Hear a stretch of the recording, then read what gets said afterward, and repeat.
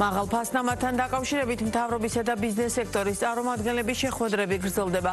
სამთავრობო საკოორდინაციო კომისია პრემიერ-მინისტრის ხელმძღვანელობით ამჯერად ნავთობ იმპორტიორებს შეხვდა.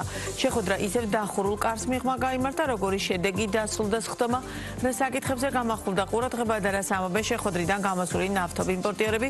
თემის დეტალებით მარი მელიქიშვილი გვერდება ბიზნეს პარტნიორის პირდაპირ ეთერში. გამარჯობა, მაია, მივესალმები ჩვენს მაყურებელს. ფასების რეგულირების საკითხთან დაკავშირებით მთავრობა ბიზნეს სექტორთან შეხვედრებს აგრძელებს მსხვილი სუპერმარკეტების, დისტრიბუტორების, მწარმოებლებისა და ფარმაცევტების შემდეგ უკვე დღეს შეხვედრა, როგორც უკვე აღნიშნე, მსხვილ ნავთობ იმპორტიორ კომპანიებთან შედგა. შეხვედრას დაახლოებით 7 კომპანიის წარმომადგენლები და ასევე ნავთობ იმპორტიორთა კავშირის ხელმძღვანელი ესწრებოდა. შეხვედრა დახურულ კარს მიღმა გაიმართა და ის 1 საათის განმავლობაში მიმდინარეობდა.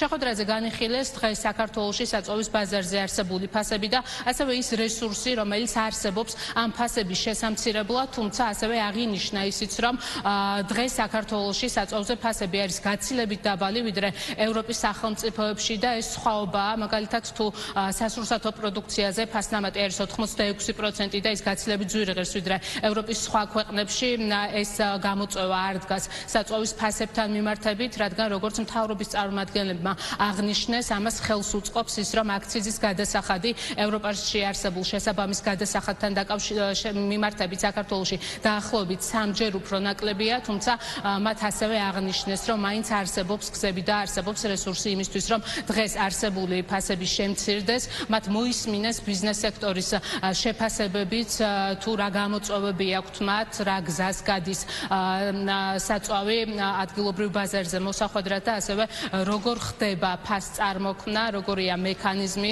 აღინიშნა შეხვედრაზე ისიც, რომ მსგავსი დიალოგი ბიზნეს სექტორთან, ამ შემთხვევაში საუბარია ნავთობ იმპორტიორ კომპანიებთან, გაგრძელდება შემდგომშიც.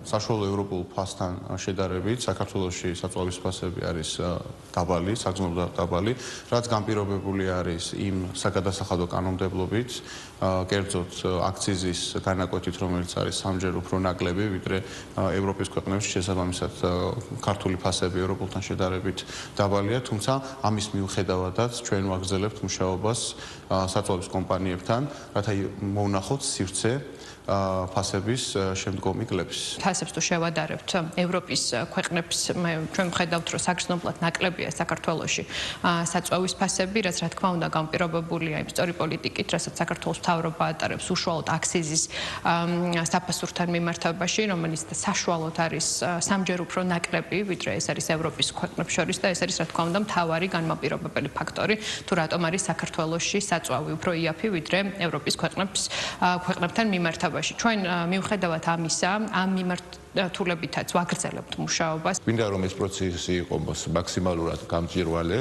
და ინკლუზიური, რაც შეიძლება საზოგადოების მეტი ნაწილი ჩაერთოს პროცესში და საბოლოო ჯამში კომისიის მიზანი არის, რომ დეტალურად გავეცნოთ ბიზნეს პროცესებს, რა საოპერაციო ხარჯები არის ბიზნესში, რა პრობლემები აქვს ბიზნესს, რომ დავახმაროთ ბიზნესს, რომ მაქსიმალურად ოპტიმიზაცია შეძლონ საოპერაციო ხარჯებით, რაც შედეგობრივად აისახება სამხმარო ფასებზე, კლების დინამიკაზე და მიგვაჩნია, რომ არსებობს რესურსი, თუ კი ბიზნესი, საზოგადოება, ექსპერტები, პარლამენტი ერთად მოვინდომებთ, რომ შევძლოთ ფასების შემცირება.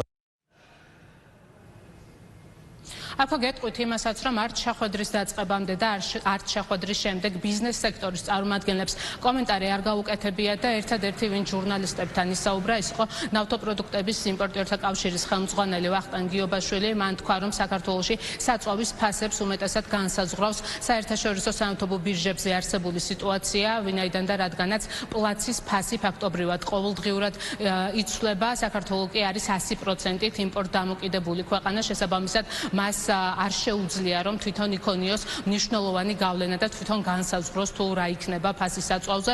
ეს ეხება როგორც ბენზინს, ასევე დიზელს, რაც შეეხება იმას, თუ სად ხედავს ის გამოსავალს.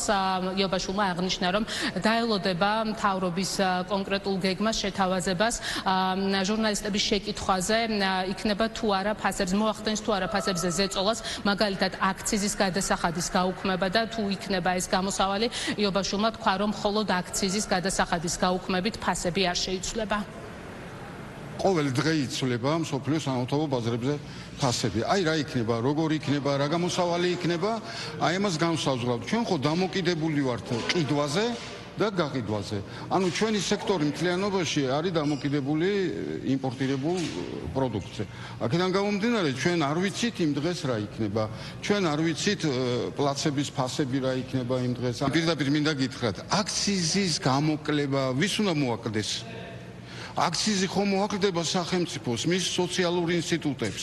ამიტომ აქციზის გამოკლება გამოსავალი მაინც და მაინც დიდი არ არის. აქვე გეტყვით იმასაც, რომ მომდევნო კვირიდან უკვე ფასების რეგულირებასთან დაკავშირებით მსჯელობა პარლამენტში გაგრძელდება, სადაც ასევე შეიქმნება დროებითი კომისია. საბოლოო ჯამში კი, როგორც ცნობილია, ფასებთან დაკავშირებული მოკვლევა და იმ მიზეზების დადგენა, თუ რატომ არის ამა თუ იმ სასურსათო პროდუქციაზე, მედიკამენტზე თუ საწვავზე ესა თუ ის ფასი აპრილის თვეში უნდა დასრულდეს. მადლობა, მარი მელიქიშვილი საუბრობდა ბიზნეს პარტნიორის პირდაპირ ეთერში.